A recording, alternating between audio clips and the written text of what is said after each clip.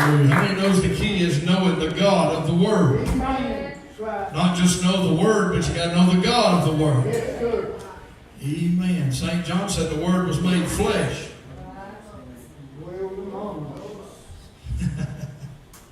Amen. Dwelled among us means he lived and walked in amongst us.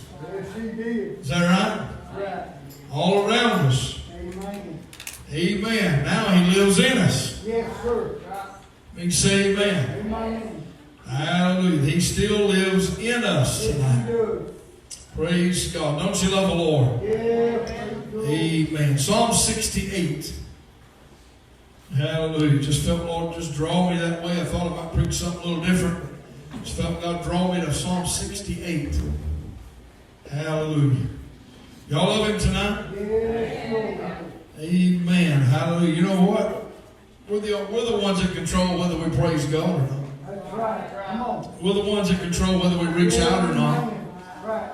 Is that right? If we don't get nothing, it ain't nobody's fault but our own. Right. Because it's supposed to be a personal relationship between you and God. Well, I just had a lead balloon moment there for a minute. Amen. Hallelujah. So this is a relationship between you and God. If you sit there and old timers used to say, if you pout, you do without. Is that right? Preachers that was preaching when I was coming up said, you pout, you do without. But if you believe, you receive. That's right. Amen. That's the truth. If we pout up and don't realize who God is in our situations, we'll just drive like a raisin and die. Well, yeah, come on. Amen. But through the power of the Holy Ghost, we've got power over all those powers that come upon us. It's not us that has that power, but it's God in us. Right. You got to know the God of the Word to have that kind of power. Is that right? Yeah. Hallelujah. Praise God. Hallelujah. What good would it do to have the ability to do anything and never use it? Come on. Well, Come on. you're quiet in here tonight, ain't you? Come on. Amen. What good is it to have the ability to do something and never use it? You keep sitting on it long enough, it'll get stagnant. It'll become desolate. Right. It won't produce anything if you're not using it. Well, come on. Somebody say amen. I knew people that used to play music and they stay out of it for a long time. It's hard to get back to where they was. Come on. Come on. They got to work themselves back into it. Is that right? Got to learn it again. Got to get back a hold of it again. Come on. Well, same thing happens when we quit believing God. It's hard sometimes to get our doubt out of the way so faith can come alive again. I mean, know God's raising up somebody in this day that's getting a new breath in them. God's trying to put life back in something. Yeah. Ezekiel 37 said Ezekiel prophesied to the bone. Yes, you did. In the vision that he had, the Bible said he caught him away in a vision. He was sitting in a valley full of bones. Right. I mean, I feel like sometimes the church is sitting right in that valley and it's all to pieces. Come on. The bones are scattered. They're dry. Somebody say amen. But God's breathing life back into something that used to be alive. Yeah. He's putting the church back on its feet. Somebody say amen. Trying to put God's people back in line with the Word of God. Hallelujah. And I ain't never seen so much junk in all of my life. People post on Facebook about they're trying to make a big deal out of being an apostle or a prophet or trying to put a title on everybody. Come on, somebody. What's wrong with just being a child of God? What's wrong with just being a servant of the Most High God? What is wrong with just letting God? Oh, hallelujah. What's wrong with just letting God be God in your life? All they want is somebody to look at them and uphold them and lift up their flesh. Yeah, I'm broadcasting live stream tonight. Amen. And all they want to do is puff up and blow up in their flesh just to say, look who I am. It ain't about who you are. It's about who Jesus is. It is not about making a name for us. It's not about making a name for a church. Well, come on. It ain't about making a name for a pastor. It's about lifting up the name of Jesus. That's what a lot of people's missed today. Psalm 68:1 said, let God arise. Well, I can just preach on that for about 45 minutes. Let God arise. Let his enemies be scattered. Let them that also that hate him flee before him. Yeah, come on. As the smoke is driven away, so drive them away as wax melteth before the fire. Well, Come on. so let the wicked perish at the presence of God. Yeah, come on. My, this is talking some good stuff right here.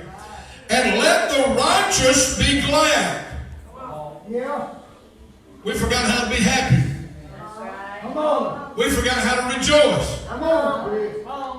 Well, Come on. we forgot how to be happy. Oh, man. Come on.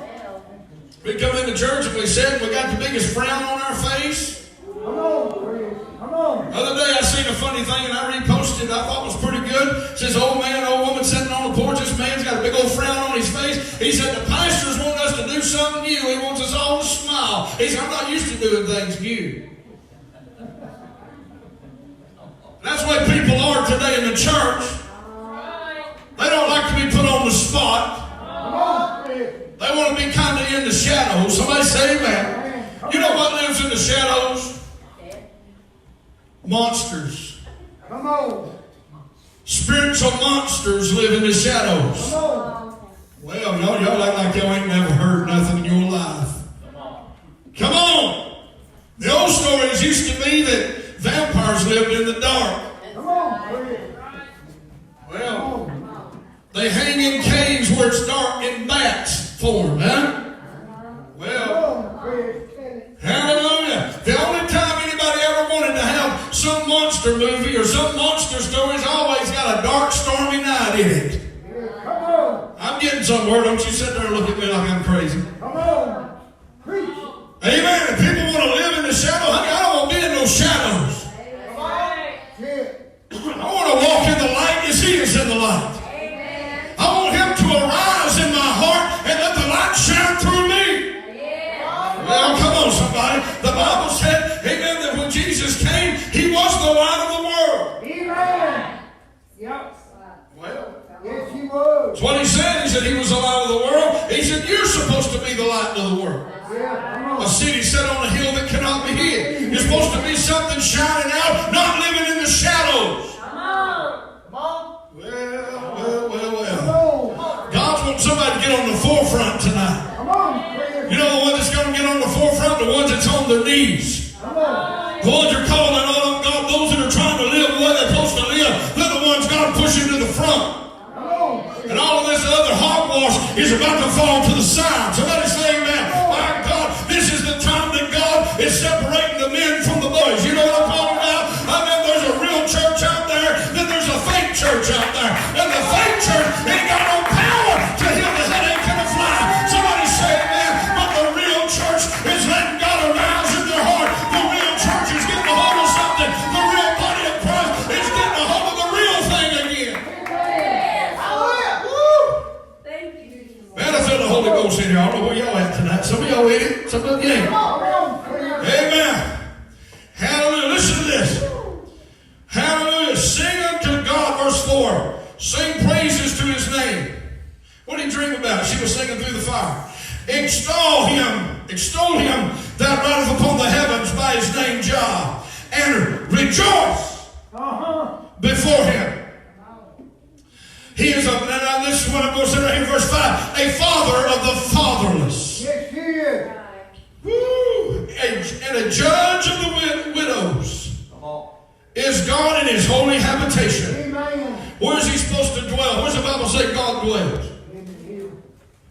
Well, I see you the whole where does he inhabit? Where does he dwell? in his praise. In your praise. Yes, sir. Where is his habitation? It's in your praise. That's it.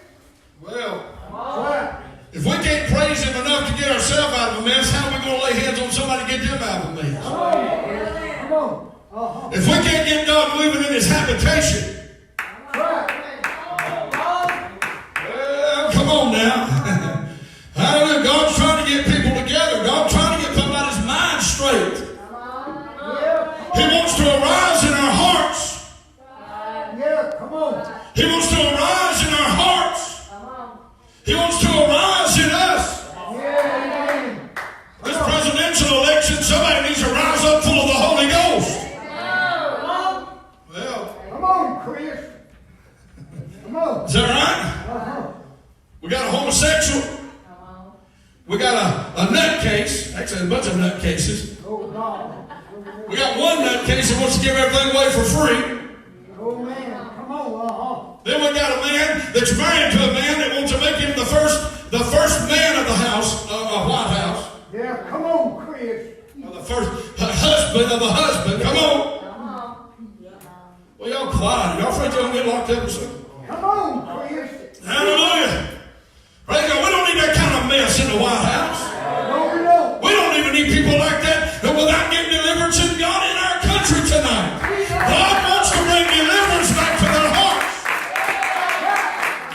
Are you trying to say you're against them? No, I'm telling you that there's a better life than what they're living in. Because the Bible said that sin will send you to hell. I don't care what kind of sin it is. If we don't get delivered one day and go to hell, you can be doing everything like sitting on a church pew and telling lies, and you'll still wind up in hell. Somebody say, man, there ain't no big sin. There ain't no little sin. Somebody needs to let God arise in their heart. I'm talking about a real righteous King, Holy Ghost, rise up in our hearts again. So what's happened to the church is this. They've got comfortable. Somebody said in teaching the other day, they have a spirit of familiarity. Come on. If you don't watch it, we'll go to church. I think Brother Freeman might mention that familiarity in teaching. We don't watch it, we'll get used to somebody that we're sitting under. Preachers, we got our preachers. And let's just be honest about it, folks. People have got their picks of who they like to hear preach. Come on. And the ones they don't like to hear so much, they might draw back a little. Yeah, come on. And don't amen quite as much. Come on. You can see the look on their face when somebody gets called up to preach and turn around and look, and you can see the ones that like them and the ones that don't. Come on. Hey. Well, they'll look like they get sold up or dried up, and they'll sit there and let everything they preach go right over their head because I just don't care much for hearing him. Come on. Well, you know what we need to do? We need to have blinders on Come on, Chris. when it comes to seeing who's up there and listen for the word that they're preaching. We need to not worry about who God's put me through and just say, God, send me what I need. I don't care what preacher. I want to hear your voice. He said, my sheep will know my voice, and a stranger they will not follow. What he said. So the church needs to let God arise. Come on. Huh? Because he's still the father of the fatherless. Yes, he is.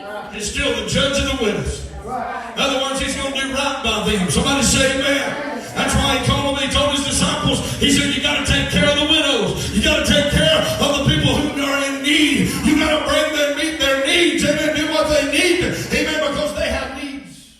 Yes, sir. That's right. Hallelujah. Come on. And I ain't never seen a like a mess in my life that people think they've got to have a title in front of their name. They think they got to go to school and get a PhD. So they can be called doctor, preacher.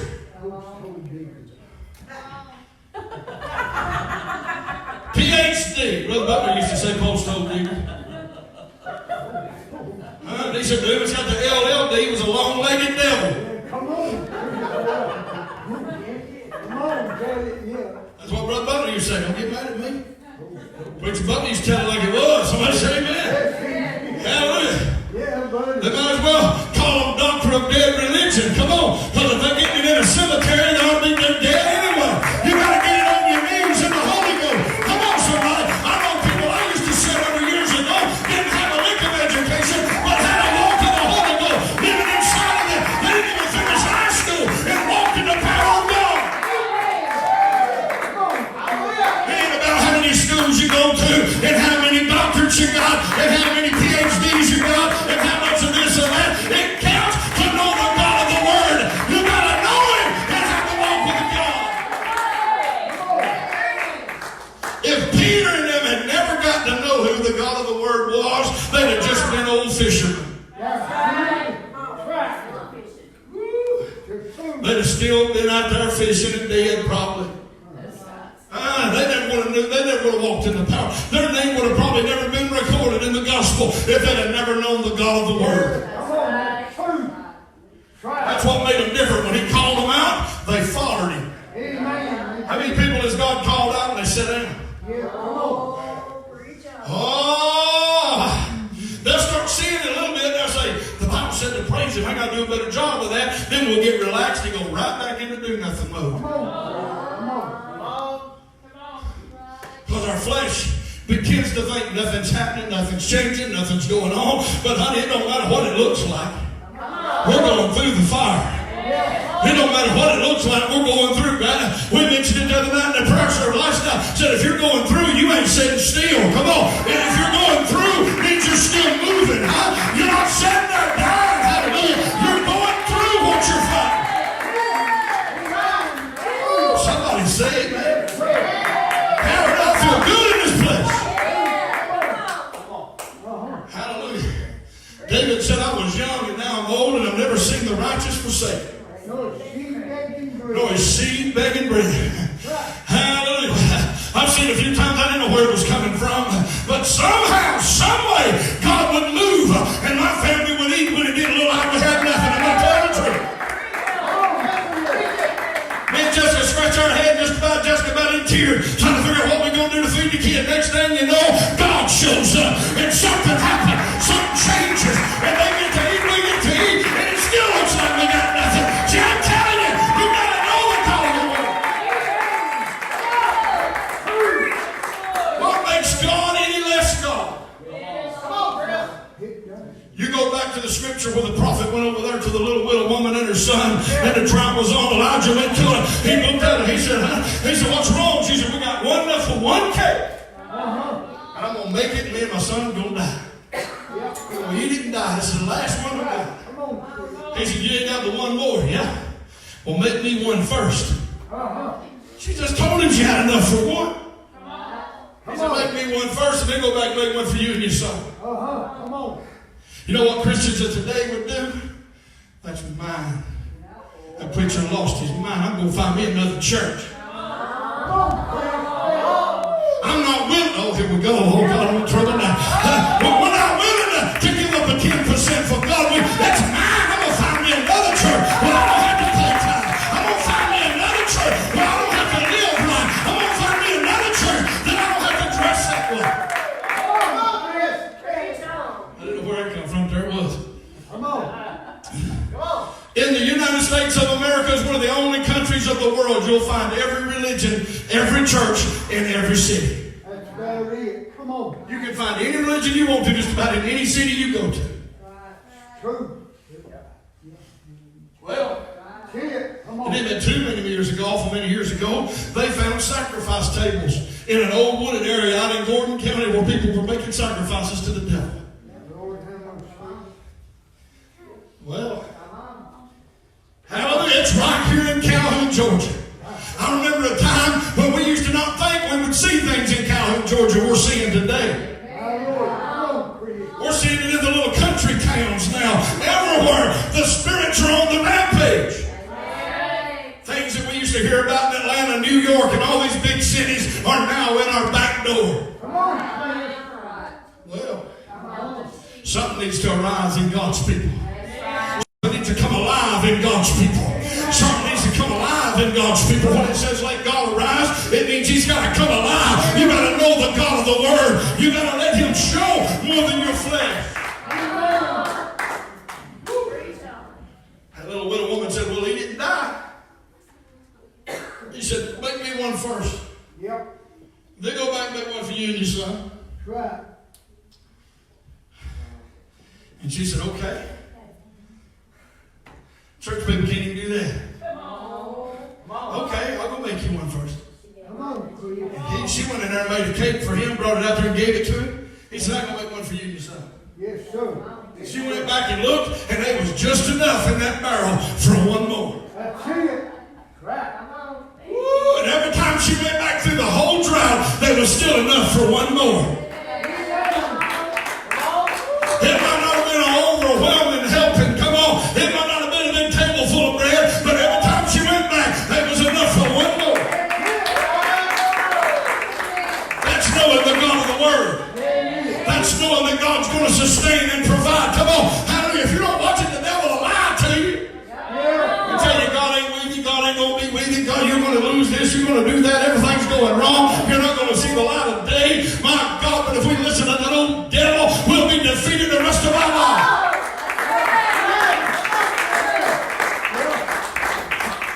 Is it a sin to get discouraged? No.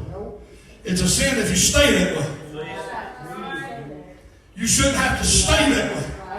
Things will come that's going to disappoint you. Things are going to come that's going to upset you. Things that's going to come to make you down and out and depressed. But honey, you got to shake that thing just like a dog shakes the water out of his mouth. You got to shake that thing, hallelujah, and get it off of you. And know the God of the Word. And know the God of the Word. Now, you know, see, Jessica requested that, but that was on my heart that we need to sing because we need to know the God of the Word. We got to know Him in His everlasting power. We got to know Him with the power of His resurrection. We got to know Him, hallelujah, because He wants us to know Him. Paul said that I may know Him in the power of His resurrection and in the fellowship of His suffering. What He said. That means you're going through the fire.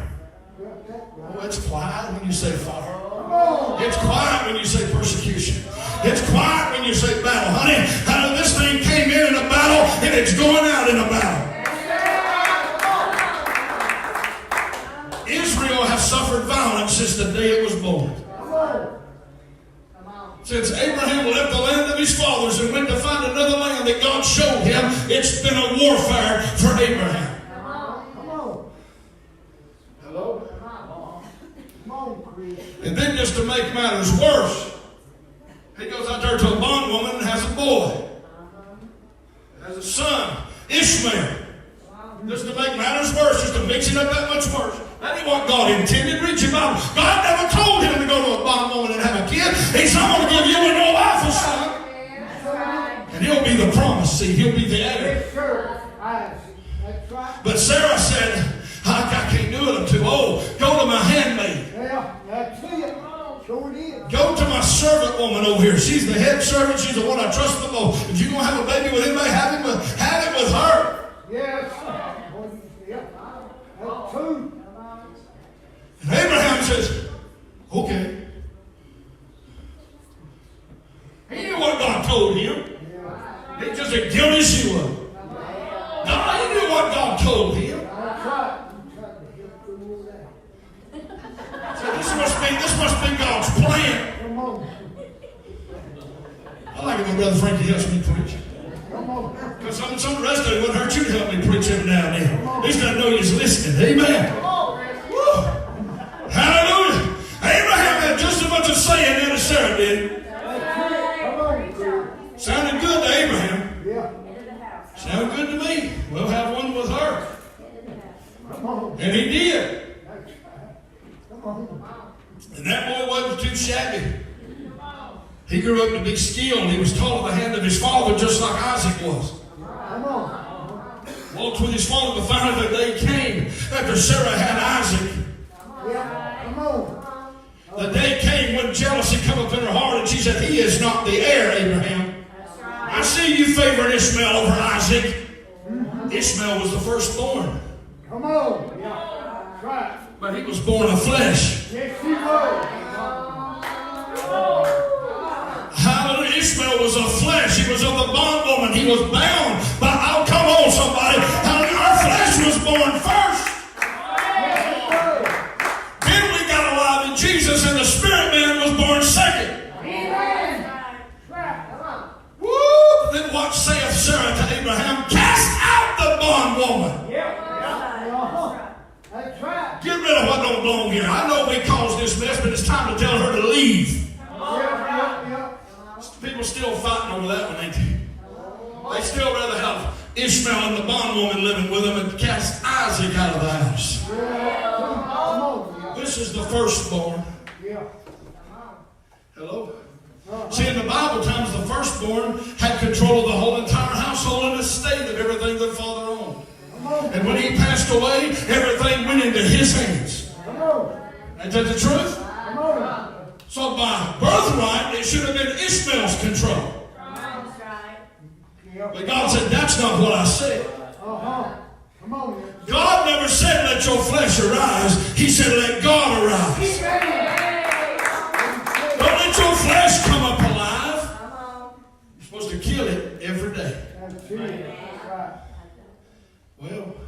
Come on. Does that mean you're going to have fun? Yeah, we're going to have thoughts, and we're going to have feelings, and we're going to get hurt, we're going to feel bad, we're going to get offended. Come on. Yeah, that's right. The truth. You know, people who say that a lot of times are just pathetic. They get offended because we preach against sin. Come on, Chris. But when they start waving their sin, it's wrong for us to get offended and say something. Come on. Don't you start judging me. Come on, Chris. Don't you judge me, you hypocrite. Come on. Oh, man. I've been called a hypocrite. Oh, come on, Chris. You can be doing everything you know to do right and still be called a hypocrite by some people. Come on. Because they don't know you. That's true. They don't know your heart. No, they don't, Chris. That's right. Well, I've been called a prophet a bunch of times too in Alabama, but it had false in front of it. Come on, Chris. False prophet. I was told that. They said one man came up and said I was a false prophet, tried to turn the whole church against me when I was evangelizing. Oh, man. Come Sure, on. it's fact. Lord, mercy. Pastor come to me after that. He didn't even tell me nothing was going on. He kept getting me to come back preach, come back preach, come back preach. And every time I'd go over and preach, it's like it got harder and harder and tighter and tighter, and I couldn't figure out what in the world was going on. Why was I fighting? But the first time I went, it was just like heaven came down. Come on. Holy Ghost was moving, man. And it's like you just hit a brick wall with some of them people. Come on. Come to find out he was sowing discord in the congregation. So finally he left and took half of them with him. Lord help. Man. I told that pastor, I said, if it's going to cause people to leave your church because I'm coming, we'll just pray. Maybe God will send you somebody who can help them. He said, no, God sent you to help them. Come on, Chris.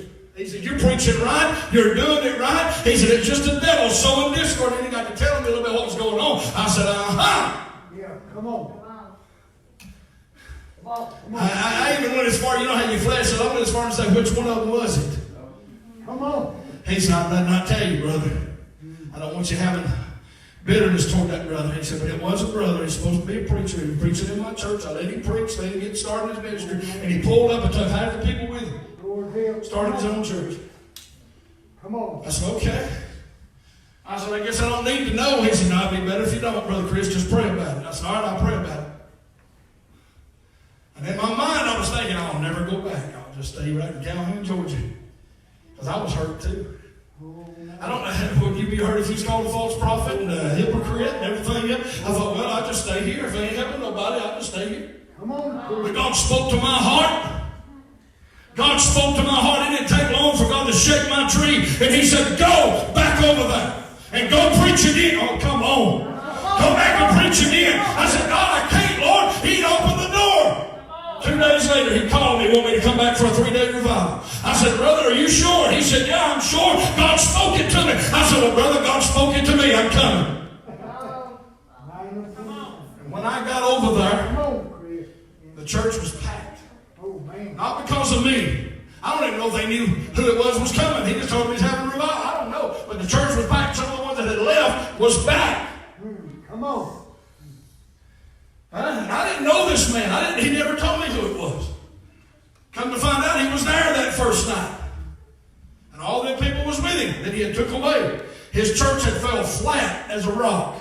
Oh, man. Didn't go nowhere. He lost his building. Couldn't pay rent. Lost his building that he had rented. And then people came right back where they started. And he didn't have nowhere else to go, and he come back with them. He said, well, maybe I missed God on that. That's what the pastor told me later on. I didn't know it that night. About the second or third night of that revival, God led me to that man. I laid hands on him. I said, brother, it's time for you to repent.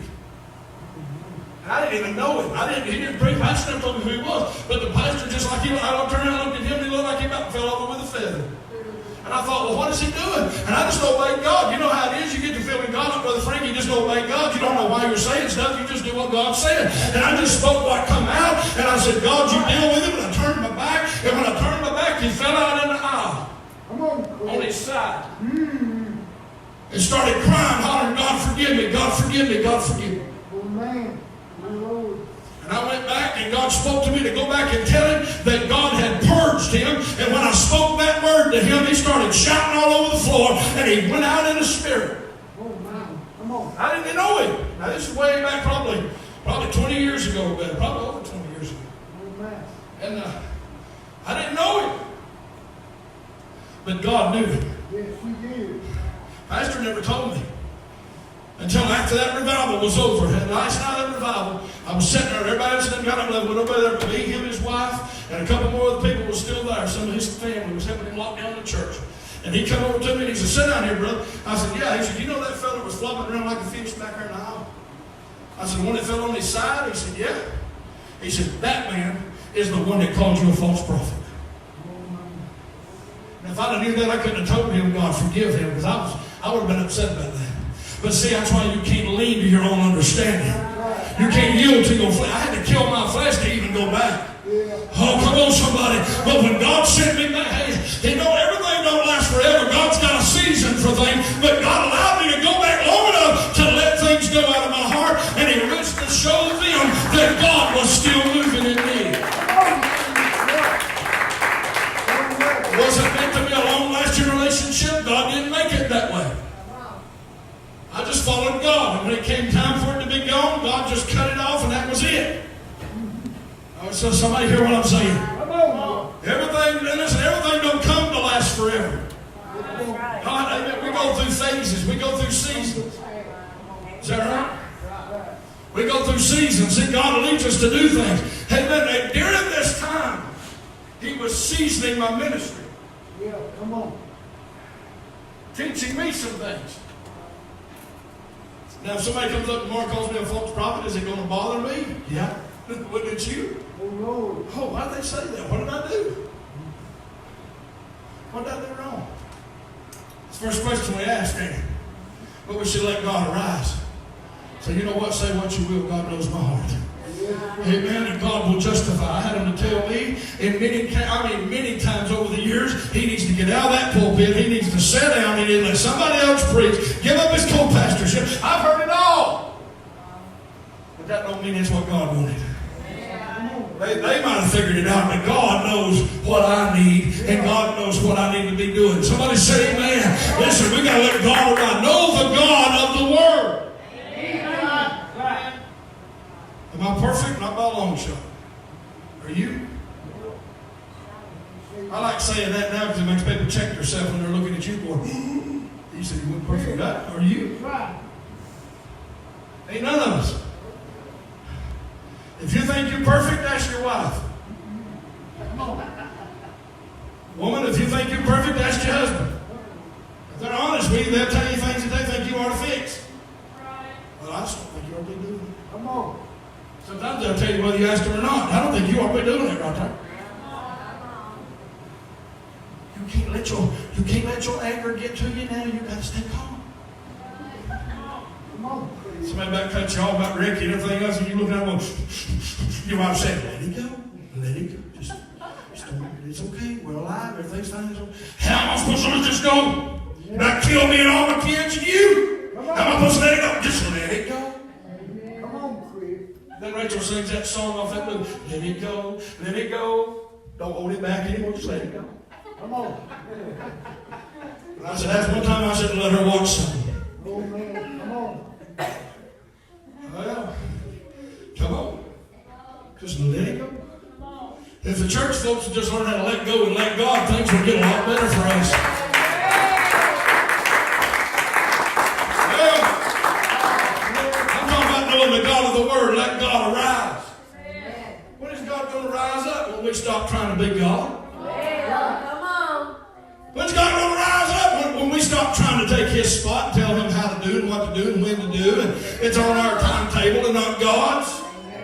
Right. Come on. That's a lot of our problem. It's not on our timetable. When we get our feelings out there and they get mashed and we wonder why we're hurt. Come on. Instead of just letting God. See, the Scripture said, seek ye first the kingdom of God and His righteousness, and all these things shall be added to you. It don't mean I'll be filthy rich. Come on. Hello. Come on. It don't mean I'll be filthy rich. That's right. Yeah. Come on. It might just be one cake at a time. Right. That's it. Might be one loaf of bread at a time. Come on. I say, Lord, that one loaf of bread needs to be 2 for my size of family. Come on. I need 2 loaves of bread at a time, Lord. Come on. You don't know the joys of taking your children out to eat sometime in a restaurant when you have to go up there. There's 2 or 3 trays you got to pick up at a time. Come on. Mm-hmm. And about this time, you get a reality check. I've got an army for a family. No matter. Come on. You ain't seen nothing, but you always get a little bit older, brother. You really see some things. Come on. I'll tell you what, that he can put some pizza away. I've seen him do it. A cheese pizza, man, he'll tired. He used to tire it all pizza and hard to come back and say, is there any more? I think, my God, where you going to put it? Oh, Lord. Come on. Hallelujah. Praise God. You think something they don't like so much, there's plenty left for you and Mama for the second round.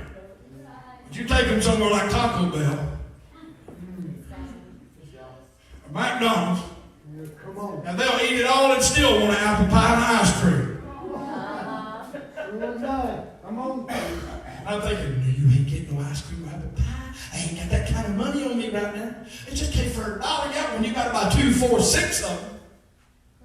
It's a little bit more than $1 then, ain't it? When you multiply it by 5, it gets a little bit more expensive than just me, myself, and I. Come on! Come on. Woo. But you know what? When God is always blessed, He's blessed. That's right. How many knows He's blessed? Right. I said He blesses. Amen. When we let God arise, these things will not offend us and affect us. That's right. We will get hurt sometimes, we'll get pulled down sometimes, we'll get disgusted sometimes, but when we let God arise, we will not get offended to the point we can't recover. That's right. Amen. We'll get hurt, we'll get let down, we just come right back up. That's right. A just man will fall even up to 7 times, but he'll always get up. Yeah. He's always getting back on his feet. That's right. He ain't just laying there watering in it. Come on. You ever seen the kind of people come to church want you to know they're fighting something? Come on. Come on. That's some kind of people walk in the door like this. How you doing tonight? I'm pretty good. I'm pretty good. I reckon I'll be all right. Then he goes all the way through the service. Man, the Holy Ghost gets to moving something, 2 or 3 get to shout, and you still go stop something about going.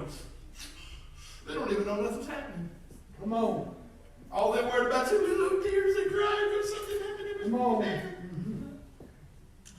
You know, you sound heartless. I don't sound heartless. If we learn to push those things aside, God can heal our situation. There's times when you come in burdened and you got to get somebody to lay hands on you. Yeah.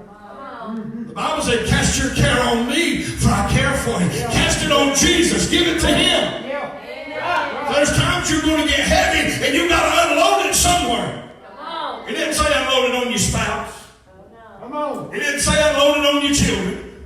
No. He said, give it to me. Hello? Give it to me. If we come in here and we say, if we're battling something, that's when we shouldn't wait through the whole service just to get prayer if we're fighting something. Come on. Come on. I'm going to let that soak a minute. You don't have to wait in the prayer line to get up and say, pray for me. I'm fighting something all day long. If you're fighting it and you come in the door, you should go right to your elders and say, I need hands laid on me right now. I don't want nothing to hinder me from receiving what God's got in this service. I don't want my mind pulled on what's been going on around me today. I need God to deliver me. Yeah. The Bible said, call on the elders of the church. Didn't it? If there's any sick among you, let them call for the elders. If you're fighting something in your body, in your mind, and your spirit, either way it can be a sickness, whether it's mental, That's right. physical, financial, Yeah. spiritual, any kind of those things can be a miracle you need as a healing in those categories. Right. True. You come to the elders of the church and say, I need God to move on this. I can't take this. God's going to have to help me bear this load. Something I've got to do, and God's going to have to help me do it. And you just let it go and say, okay, God, this is it. I'm giving it to you. You show me what to do. And when the time comes, it'll work out in your favor. When the time comes, it will work out in your favor. Not the way you think it's going to sometimes, but it's what God plans for your life. Right. What did the scripture say? He has thoughts of peace and blessings for us. Right. You know what the scripture said? God didn't think no harm of you.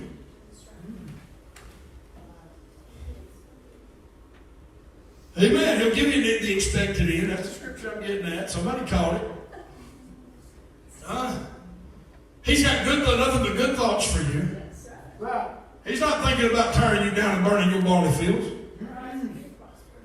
He's thinking about you being prosperous. He's thinking about you being blessed above measure. He's thinking good thoughts about you. Yes, sir. Amen. If they'll keep pushing, in due season, I'm going to give them what they need. In due season, I'm going to bless them. In due season, I'm going to bless their cabinets. In due season, I'm going to bless their finance. In due season, I'm going to bless their vehicle. In due season, I'm going to give them whatever they need if they'll just hold on. Amen. Because I'm thinking nothing but good thoughts about them. When we get to going through something, we start thinking bad thoughts about God sometimes. No, we don't. Come on, Chris. Has anybody besides me ever wanted to say, God, why? I was kind of thinking a bad thought about God. Why? That's one word sometimes I hate the most. Tell a kid something. Why? Because I said so. Why? Because I said so. Why? We do it to God. Sometimes. And not all the time. Sometimes we'll say, okay, God, I hear you. But there's other times our flesh will raise up and say, why? God, this hurts. Why am I going through the fire? Come on. Do you realize when those men went through the fire, when they were thrown in the fiery furnace, that everything left them that was supposed to leave them? Mm-hmm. They were bound in their coats, tied up, and thrown into that fire. That's right. Yep. The men that threw them in were slain by the heat. Yeah, they was. Mighty men. Picked them boys up, threw them in there. Yep. They were killed on contact. Just from the heat. He fired it up so hot that they couldn't even stand the heat. And they fell down bound into the furnace, the Bible said. And when the king looked around, he looked down in that furnace and said, hold it! What in the world? Did we not just throw 3 men in there? Yeah, it's okay. There was 3. Why do I see 4? And the 4th is likened to the Son of God, but they're not laying there bound. They're loosed, walking around in the fire. What they lost in that fire was what had them bound. That's right. The ropes were burned off of them when they were cast into the fire. When we're going through the fire, God's just trying to burn things off of you don't need to be there. The only thing they lost in that fire is what they did not need. They came out and still had their coats on. And not even a smell of smoke or a hair singed on their head. That's true. But where did the ropes go? They burned up in the fire. Because Jesus was in there walking with them. Amen. Right? And 3 went in, 3 come out. Where'd that 4th man go? Someone said he's still in there. Still in the fire. When you go through it, he's there. Yes, sir. That's why when David said, when I was in my distress, I called on the Lord, and he heard me. Why? Because he was standing right there. Amen. Come on. Right. Where are you, God? I'm right here. I didn't know you was that close to me. Surely goodness and mercy will follow you all the days of your life. I'm right here. Yes, sir. I led you through the furnace, and I'm walking you through it. Right. You know, God only allows enough pressure to get on us to shake us up a little bit. Come on, Chris. Mm-hmm.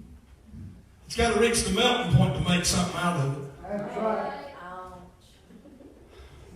That's pretty hot, especially if you're silver or gold. That's pretty hot.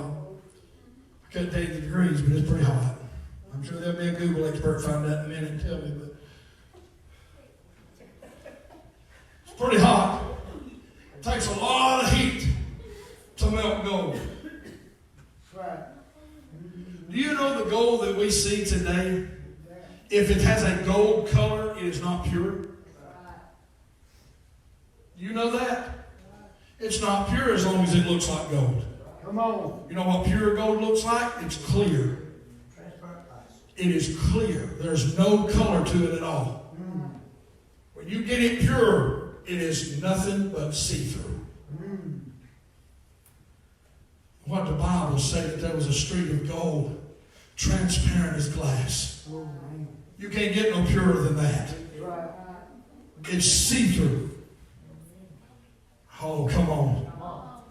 When it gets hot, it takes heat to get them impurities to go to the top, right? We've read that before. We've heard that preached before.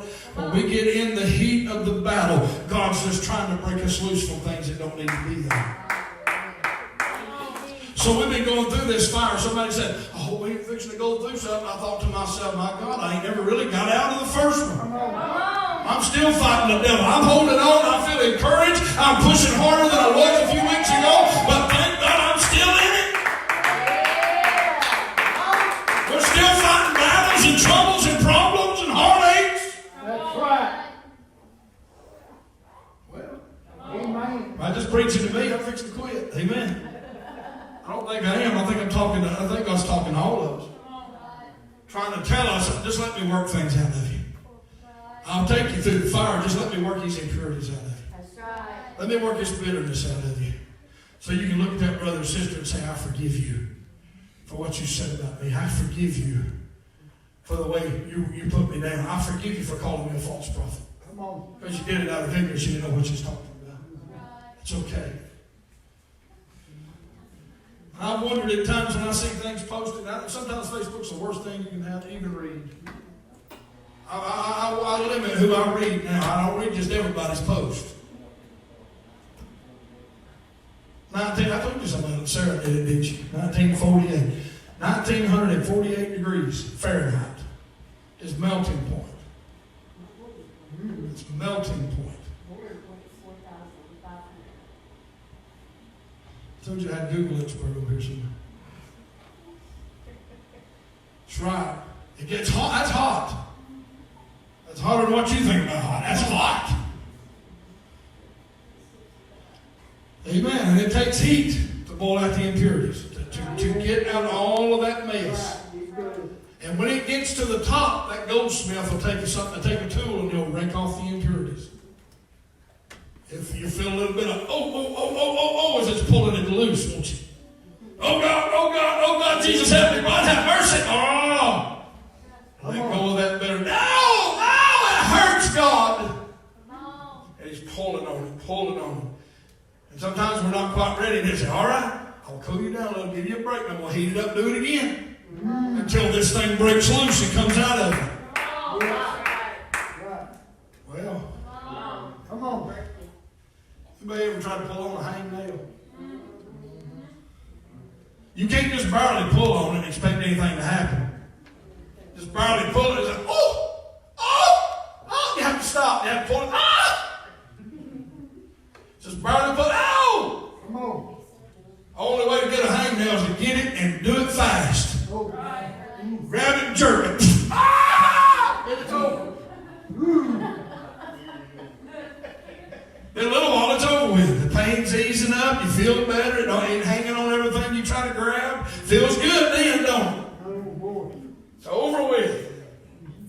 Sometimes it'd be easier just for God to take that thing and go, oh, God. But the way we whine and bawl and squall, he'll let up a little sometimes. Okay. Come on. He'll let you cool down a minute, get a little break, get a little bit. Boy, I feel good now. Then you go back through the fire. Why am I going through this again? Come on. Because your hangnail's still there. Because you still got problems hanging on you need to get off of. Amen. You love the Lord. I hope this is encouraging somebody tonight.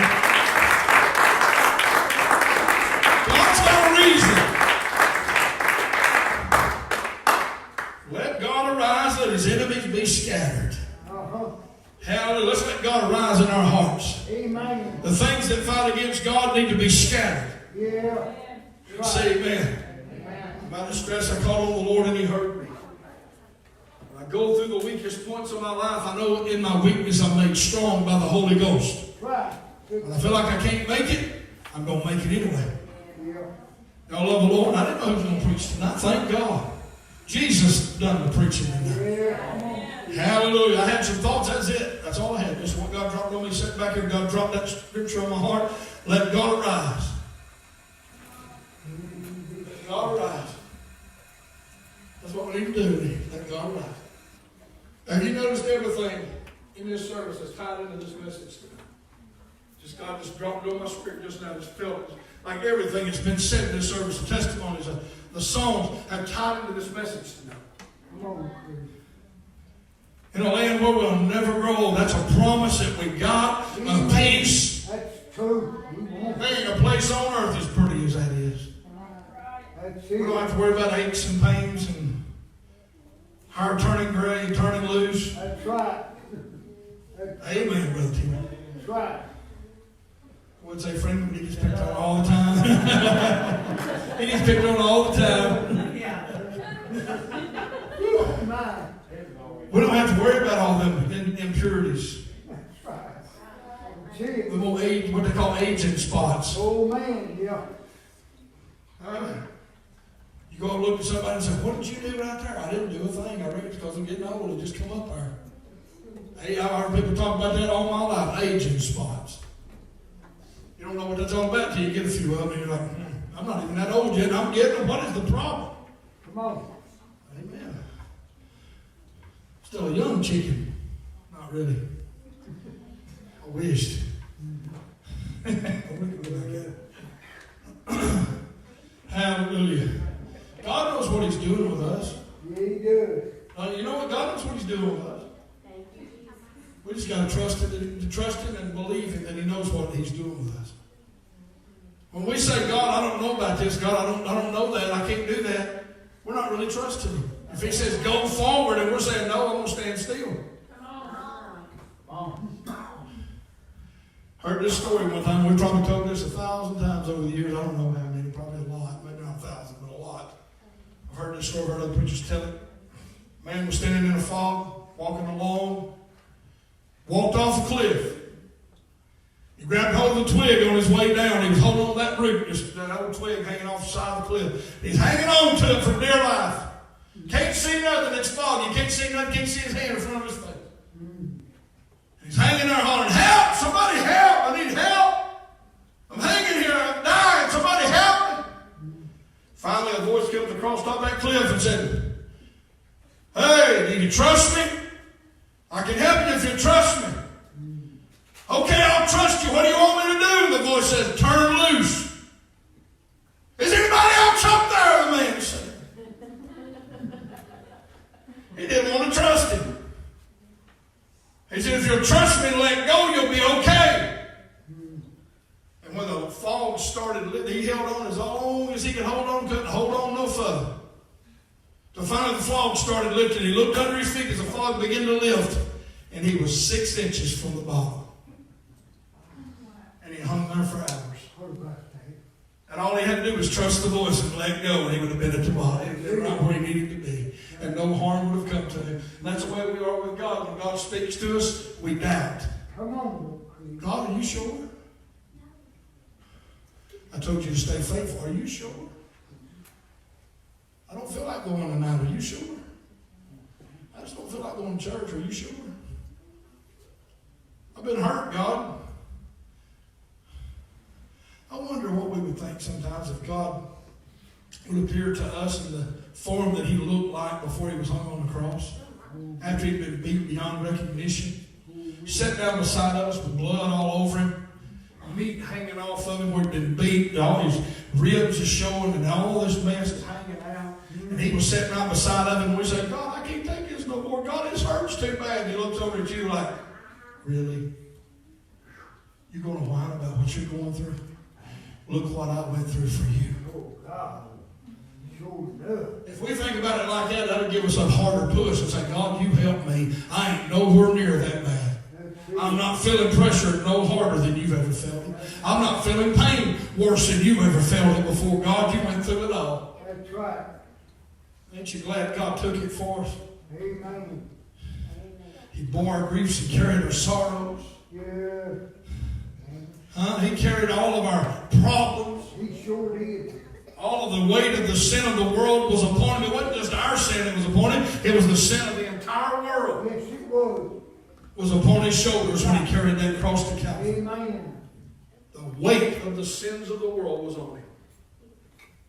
Because it was up to him to do something to help man. Come on. And he did. I mean, say amen. Amen. Get back to preaching the real Jesus. All right? Let God arise. Let his enemies be scattered. Give the Lord a good hand of praise. Hallelujah. Hallelujah. We'll hush right there. If anybody needs prayer, we'll pray. Turn it back to the pastor. Give him a hand. But if you need prayer,